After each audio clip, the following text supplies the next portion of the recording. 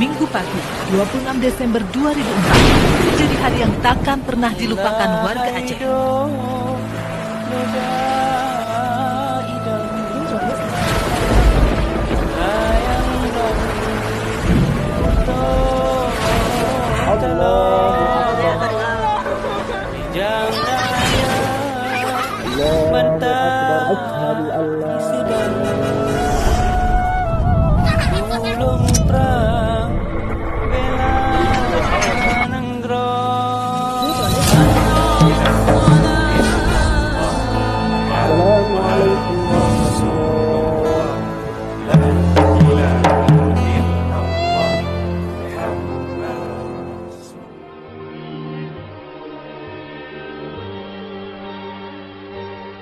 Minggu, 26 Desember 2004. Gempa berkekuatan 9 skala Richter itu menghunjam bumi Serambi Mekah dan wilayah lainnya di belahan dunia, tepat pukul 8 pagi kurang 1 menit.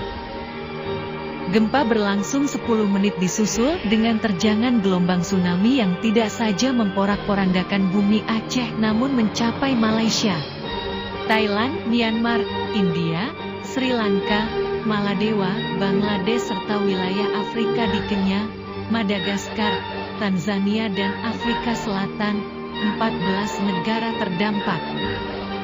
Dunia berduka dengan korban mencapai hampir 300.000 jiwa. Warga Aceh masih syok dengan gempa. Beberapa menit kemudian dikejutkan dengan kenaikan air laut. Masyarakat Serambi Mekah yang tinggal di pesisir atau berada di pinggir laut, berusaha menyelamatkan diri.